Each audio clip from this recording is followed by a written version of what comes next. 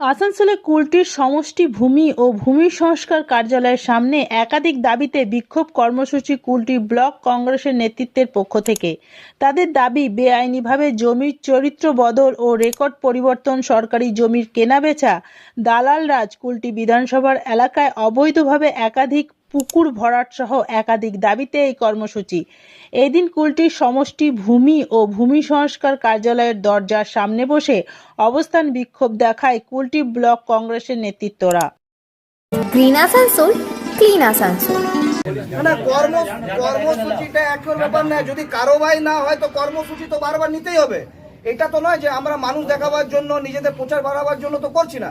আমরা চাই যে কুলটিতে যত বেস্টেড জমি আছে, যেটা মাননীয় মুখ্যমন্ত্রীর নির্দেশ, যেগুলো সরকারি জমি বেস্টেড আছে সেগুলো গরিবদেরকে দেওয়া হোক, যারা যাতে আবাস যোজনায় ঘরটা পেতে পারে। কিন্তু এনারা সেটা করেনি। তারপরে দেখা যাচ্ছে পুকুর ভরাট হয়ে যাচ্ছে দিনের পর দিন। গোটা কুলটি অঞ্চলে পুকুর ভরাটের খবর সব থেকে বেশি আপনাদের মাধ্যমে এসছে, মিডিয়া বন্ধুদের মাধ্যমে। আমরা আমাদের নিয়ামতপুরে খবর পেয়েছি, কুলটিতে আপনার কেন্দুয়ার দিকে খবর পেয়েছি। কুলটি বিএলআর অফিসে 11/12/2024 এটা একটা ডেপুটেশন হয়েছিল। তাতে তারা যে ইস্যুগুলো রেজ করেছিলেন, সেই সময় আমি কোনো কারণবশত অফিসিয়াল কাজে এডিএম ডিএলআরতে ছিলাম, তাই থাকতে পারিনি।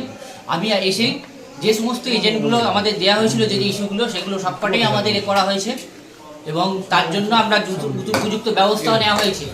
অলরেডি এখানে একটা পুকুর ভরাট নিয়ে অলরেডি আমরা তাদেরকে নোটিশও করা হয়েছে এবং সেই সমস্ত রিপোর্ট, এনকোয়ারি রিপোর্ট আমরা জেলায় পাঠিয়েও দিয়েছি। নোটিশ করে তারা যেই মুহূর্তে আসবে, যদি কোনো রকম কাগজপত্র না দেখাতে পারে, তাহলে আইনগতভাবে যা ব্যবস্থা করা সেটা আমরা অবশ্যই করব। কারণ পন্ড ফিলিং পুকুর ভরাট তার অবৈধ, তার কোনো আইনিগত বৈধতা নেই। যদি কনভার্সন বা শ্রেণীগত পরিবর্তন যদি আমাদের হায়ার অথরিটি থেকে হয়ে থাকে তাহলে হবে, আদারওয়াইজ যদি এরকম কোনো কাগজপত্র যদি তারা না দেখাতে পারে, তাহলে আইনগতভাবে যা ব্যবস্থা নেওয়ার আমরা অবশ্যই করব। তার জন্য উপযুক্ত ব্যবস্থা আমরা নিচ্ছি, যা আইনগতভাবে নেওয়া যায়। এখানে যে সমস্তগুলি ইস্যুগুলো দেওয়া হয়েছে সেগুলো আমরা অলরেডি ছানবিন করা হয়েছে।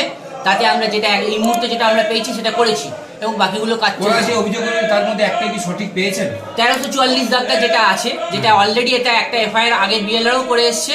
আমরা আবার নতুনভাবে দেখছি যেখানে যতগুলো এনক্রোচমেন্ট হয়েছে বা কিছু হয়েছে, সেগুলো আমরা রেকর্ড দেখে তাদের নামগুলো ধরে আমরা অলরেডি নোটিশ করেছি।